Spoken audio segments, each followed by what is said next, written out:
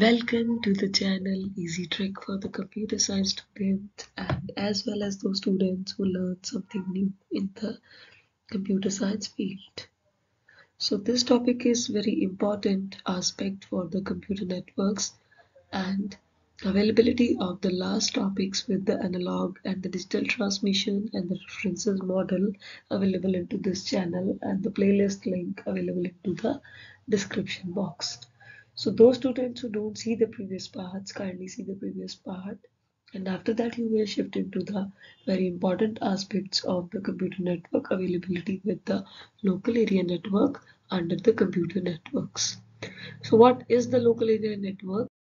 Firstly, we will discuss about that. When the LAN is a computer network and it covers a small area like your home, your office, your building, and your campus area of the college or any university, and the local area network privileged under the very few kilometers, like for example, that is the 1 kilometer. Within the 1 kilometer, the all range will be defined of the local area network, and the local area network having the higher data rates with the 10 megabits per second speed is the minimum to till maximum speed with the 40 gigabits per second as compared to the wide area network. And when you will use the local area network into the sharing portion of the computer networks, the data rate will be vary from the 10 megabit per second to till the 40 gigabits per second. And the LAN do not involve with the leased line cabling and equipments because LAN owner having its own privilege, decidable privilege by the LAN owners, because LAN जो है वो local area network का अपना part होता है किसी भी building का इनर पार्ट के जो प्रिविलेजेस होते हैं वो बिल्डिंग का जो ओनर है उसने ही रखने हैं कि जो भी शेयर्ड होगा ट्रांसमिशन मीडियम हमारा शेयर्ड हो, कंसिस्टेंसी किसी की भी चल रही हो, आइदर हम उसमें कोई स्विच्ड लैन लगाए, वायर्ड लगाए या वायरलेस के कोई सर्विसेज यूज करें, तो कोई भी मीडियम यूज करने हैं, कुछ भी यूज करना है, तो उसका डिसाइडेबल फीचर हमेशा जिसका लोकल एरिया नेटवर्क है, जिसके कंप्यूटर्स हैं, जिसने पार्ट प्ले करना है, वो प्रिविलेज डिसाइड करता है। एंड जो प्रोटोकॉल आर्किटेक्चर होता है इसका, that is based on the जो लोअर टू लेयर्स है हमारी ओएसआई मॉडल की, उसके ऊपर चलता है। Lower two layers that is the physical and the particularly हमारा जो डेटा लिंक है वहां तक होता है, पर उसके बाद फिर क्योंकि इंटरनेट सर्विस की नेटवर्क लेयर आ जाती है तो ऑटोमेटिकली सारा काम आईपी एड्रेस की फॉर्मेट में लॉजिकल एड्रेसिंग में कंप्लीट चला जाता है। और जो मोस्टली जो हम लैन बनाते हैं वैसे वो ऐसा ही मॉडल को फॉलो नहीं करते, तो जो फॉलो नहीं करते उनका जो मोस्ट लाइकली क्राइटेरिया होता है वो ईथरनेट के ऊपर बेस्ड होता है। अगर तो लैन बेस्ड है वो ऐसा ही मॉडल पे तो फर्स्ट टू लेयर्स के ऊपर होगा, और अगर नहीं बेस्ड उसका आर्किटेक्चर तो IEEE 802 का जो ईथरनेट प्रोटोकॉल्स होते हैं उसके ऊपर बेस्ड होता है। और IEEE फॉर्मेट को हमने इतना ज़्यादा जो है वो क्यों कंपैटिबिलिटी में डाला हुआ है, रीज़न ये है कि ईथरनेट जो है, Ethernet is the set of technologies and the protocol that are used by the preliminary, that is the preliminary not a preliminary, preliminary बोल लो, preliminary बोल लो, और अगर आप बोलो उसे मैंडेटरी होता है लैन में यूज करना। फर्स्ट टाइम जब इसको स्टैंडर्डाइज इंटरफेस को यूज किया गया था तो 1980s में इसकी जो है अथॉरिटी कमेटी बनाई गई थी कि जो set of standard and protocols का डिफाइन एरिया बनाना है इथरनेट बेस्ड नेटवर्क लैन के ऊपर, तो उसकी टेक्नोलॉजी को डिफाइन करेगा IEEE 802 कमेटी का स्टैंडर्ड एनफोर्समेंट एरिया,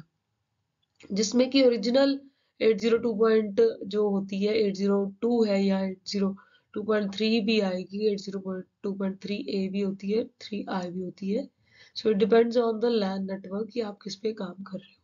सो इसका आर्किटेक्चर बेस्ड होता है 802 स्टैंडर्ड फॉर्मेट के ऊपर, जो कि स्टार्टिंग फॉर्मेट होता है, और रेफरेंस मॉडल इसके अपने दो है, that is the logical link control, medium access control and the physical control जो OSI से ऑलरेडी देता है। या तो OSI रेफर कर लो, नहीं तो ज्यादातर 99% बेस्ड है लैन हमारा IEEE टेक्नोलॉजी के ऊपर। OSI रेफरेंस मॉडल की जितनी भी लेयर्स हैं जैसे physical, data link, network, transport, session, presentation and application, उन लेयर्स में से अगर हम कंपैरिजन में इसको डालते हैं तो दो लेयर्स जो फिजिकल और डेटा लिंक की है, उसी से इसने वर्क डेवलप किया हुआ है कि फिजिकल लेयर तो वैसे ही काम करेगी कि आपने मीडियम कौन सा डिसाइड करना है, कौन सी बिट ट्रांसमिशन करवानी है, कौन सा सिंक्रोनाइजेशन होना चाहिए। और आपका जो लॉजिकल लिंक कंट्रोल मॉडल है और मीडियम एक्सेस कंट्रोल, वो same as with the data link layer के जो अपने ऑपरेशंस है, फ्रेम्स को हेडर टेलर प्रोवाइड करना, error control, flow control and synchronisation बिठाना, क्योंकि नेटवर्क लेयर को उसने एड्रेसिंग देनी है। जो फिजिकल एड्रेसिंग है वो करेगी तो लॉजिकल ऑटोमेटिकली हमारा नेटवर्क लेयर करेगा। सो रेफरेंस मॉडल जो IEEE 802 पर ले रहा है यहाँ पे, वो लॉजिकल लिंक कंट्रोल और मीडियम एक्सेस कंट्रोल जो दो पैरामीटर्स लेने वाला है, वो डेटा लिंक लेयर के साथ ही कोलैबोरेट करेंगे तो लेंगे। और यही इसका कंपैरिजन है कि वो क्यों नहीं लेता, क्योंकि उसने भी काम वही करना है जो ऑलरेडी OSI लेयर कर रही है। तो स्कोप इसका बेटर हो जाता है फिर लैन में, क्योंकि ये लैन को ही माइंड में रख के इन स्टैंडर्ड एनफोर्समेंट को ईथरनेट बेस्ड को बनाया गया था, क्योंकि ईथरनेट बेस्ड होती है जो फिजिकल बेस्ड चीज हो आपके पास। सो अपर लेयर प्रोटोकॉल्स अलग से होते हैं, वो वाले नहीं होते जो OSI खुद रेफर करती है, उसमें कुछ डिफरेंट कंपैटिबिलिटी फीचर्स होते हैं। और जो फिजिकल है उसमें हमने ये देखना होता है कि सबसे पहले डिसाइड कर लो कि काम करना कैसे है। सबसे पहला कि सिग्नल में एनकोडिंग फीचर भी होना चाहिए, डिकोडिंग भी, कि अगर कोई भी प्लेटफॉर्म इंडिपेंडेंट सॉफ्टवेयर नहीं चल रहा, उसमें कुछ भी ट्रांसमिशन होनी है, तो वो ट्रांसमिशन का जो एरिया है वो आपको एनकोड भी करना पड़ सकता है और डिकोड भी। एनकोडिंग होती है बेसिकली जो आप एक सिंपल टेक्स्ट यूज करते हो और उसके ऊपर कोई सिक्योरिटी की लगा के आपने उसको जो है वो इनक्रिप्ट किया हो, तो वो इनकोडेड डाटा बन जाता है। और जब उसको हमने डिकोड करना है तो डिक्रिप्टिंग जो टेक्निक्स होती हैं क्रिप्टोग्राफी की, वो अवेलेबल होती है। प्रियम्बल क्या होता है? प्रियम्बल के ऊपर बेस्ड होता है हमारी सारी चीज, कि आपने जैसे जिसको हम बोल देते हैं इन द हिंदी और पंजाबी लैंग्वेज सिद्धांत। किसी चीज का कोई सिद्धांत है, कोई प्रिंसिपल है, तो उसके ऊपर आपने जो जनरेशन और रिमूवल करनी है with the synchronisation with the bit transmission on the source side और ऑन द ट्रांसमिशन साइड।